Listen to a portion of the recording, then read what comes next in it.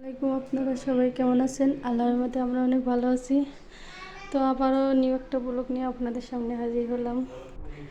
তো আজ হচ্ছে এখানে রান্না হয়েছে পটল ভাজি,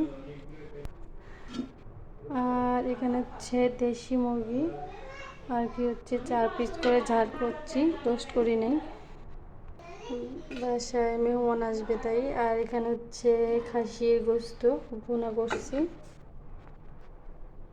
এখানে হচ্ছে ঢেঁড়স ভাজি সবুজ করেই করছি, তবে ক্যামেরায় হয়তো অতটা ভালো আসতেছে না। আর এখানে তো যে সালাদ,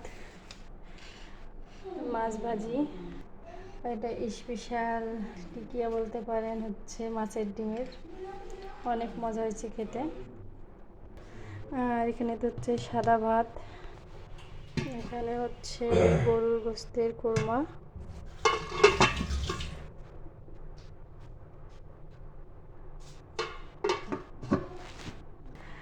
আর এখানে হচ্ছে পোলাও। এই তো আজ এই পর্যন্তই। কেমন হলো ভিডিওটি অবশ্যই জানাবেন। ভালো থাকুন, সুস্থ থাকুন এই কামনাই করি। আল্লাহ হাফেজ।